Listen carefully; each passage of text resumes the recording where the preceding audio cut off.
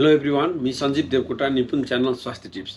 आज मैले यहाँहरूलाई हाम्रो सुत्ने पोजिसनको बारेमा केही कुराहरू भन्दैछु। मूलत यहाँहरू सुत्दै आउनुभएको छ। धेरै मान्छेहरू विभिन्न पोजिसनमा सुत्नुहुन्छ र उहाँहरूलाई सुत्दाखेरि कसलाई कस्तो सुविधा लाग्छ त्यही अनुसार सुत्नुहुन्छ। तर पनि सुत्दाखेरि हामीले केही कुराहरू ध्यान दियौँ भने हाम्रो डाइजेस्टिभ सिस्टम, खाना पचाउने सिस्टम, मुटु लगायत हाम्रा हड्डी मांसपेशीहरूलाई त्यही अनुसारको सुविधा र असुविधा, सास फेर्न गाह्रो लगायतका समस्या र फाइदाहरू हुने गर्छ।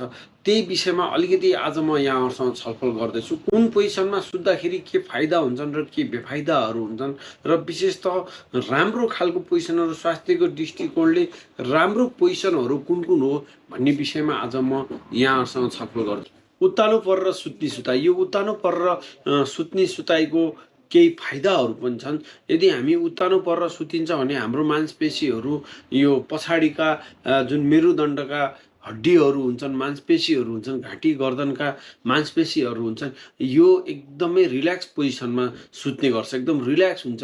हाम्रो फेसका मांसपेशीहरू एकदम रिल्याक्स पोजिसनमा, आनन्द पोजिसनमा हुने गर्छन् र हाम्रो शरीरलाई धेरै रेस्टको महसुस हुन्छ र नर्मल्ली अरू सम्पूर्ण अर्गानहरू पनि नर्मल्ली नै यो रहने गर्छ यो अवस्थामा सुत्दाखेरि। त्यसले गर्दाखेरि यो एउटा राम्रो सुताइको एउटा राम्रो पोजिसन भन्ने गरिन्छ। यो पोजिसनमा हामी सुत्दाखेरि हाम्रो अनुहारमा पर्ने रिङ्कलहरू पनि कम हुन्छ।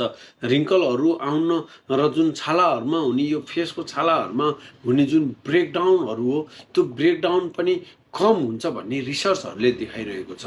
तर यो सुताइको पनि केही बेफाइदाहरू छन्। फेरि यो सुताइ, यो पोजिसनको, उत्तानो पोजिसनको सुताइमा कतिपय मोटा मान्छेहरूलाई यो घुर्नी समस्याले अति नै सताउने गर्छ। एकदम धेरै घुर्ने गर्छन्। विशेषतः मोटा मान्छेहरू यो उत्तानो परेर सुत्दा धेरै नै घुर्नी खालको समस्या हुनसक्छ।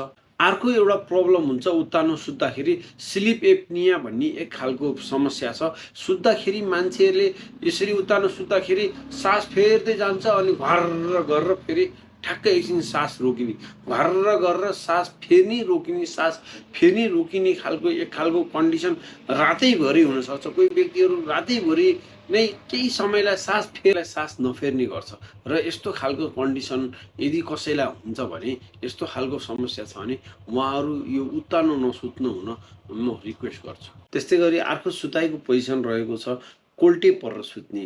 र कोल्टे परेर पनि दाहिने र बायाँ दुई किसिमको कोल्टे परेर सुत्ने बानी व्यक्तिहरूको हुने गर्छ र यसमा यहाँहरू यदि देब्रेतिर कोल्टे परेर सुत्नु भएको छ भने यसलाई अझै बेस्ट पोजिसन भनिन्छ। किन भन्दा देब्रेतिर कोल्टे परेर सुत्दाखेरि यो हाम्रो पेट र बाइल ड्रग भन्छ, जहाँबाट हाम्रो पित्तथैलीले बाइल जुस निकाल्छ।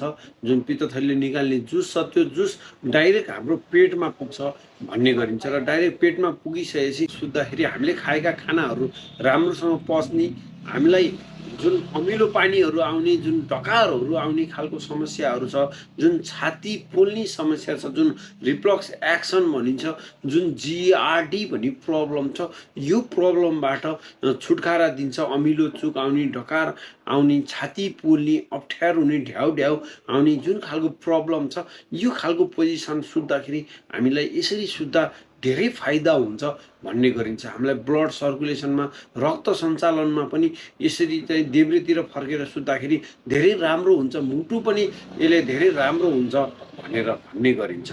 त्यसले गर्दाखेरि बेस्ट सुताइ भनेको मान्छेलाई देब्रेतिर कोल्टे परेर सुत्नेलाई भनिन्छ। तर रातभरि मान्छे एकातिर मात्रै फर्केर सुत्न त सक्दैन, यो त नेचुरल कुरो भएन। मान्छे अर्कोतिर साइडहरूतिर नि फर्किने गर्छ।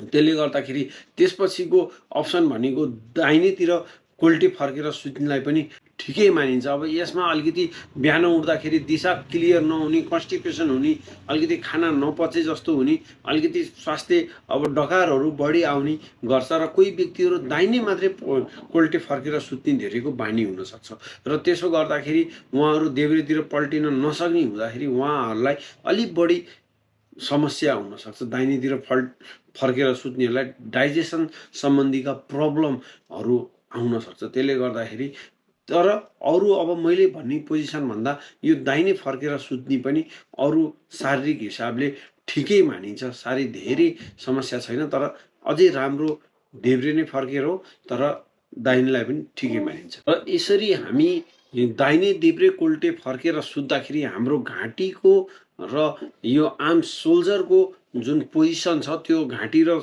सोल्जरको पोजिसनलाई राम्रोसँग हाम्रो सिरानीले मिलाउनु पर्छ। र सिरानीहरू युज गर्दाखेरि हामीले एकदमै बाक्लो एकदम ठुलो सिरानीहरू भन्दा नि ठिक्क साइजको सिरानी र एकदम नरम भन्दा पनि ठिक्क नरम एकदम कच्चाकी गल्ने खालको सिरानीहरूले हाम्रो घाँटी र यो सोल्जरको पोजिसन मिल्न दिन्न यस्तो खालको सुताइमा। त्यसले गर्दाखेरि सिरानी पनि राम्रो खालको सिरानी, अलिक राम्रो खालको सिरानी, न ठुलो न सानो न गिलो न सारो, ठिक्कको भुवावाला तर चाहिँ ठिक्कको यहाँहरूले अब कपासबाट बनेको सिरानीहरू युज गर्नुभयो भने यो राम्रो हुन्छ।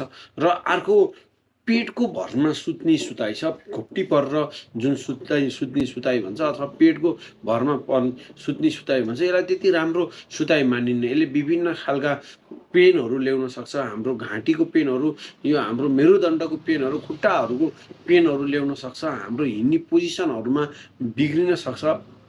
हामीलाई हिँड्दा पनि यो खालको सुताइ धेरै सुत्नेहरू मान्छेहरूलाई हिँडाइमा पनि गाह्रो हुनसक्छ भन्ने रिसर्चहरूले देखाइरहेको हुनसक्छ। तर अघि मैले भने स्लिप एप्नियाका समस्या भएका बिरामीहरूलाई फेरि यो घोप्टी सुत्दाखेरि उहाँहरूलाई जुन बिचमा सास रोक्ने समस्या छ उहाँहरूलाई चाहिँ फाइदा पुग्छ।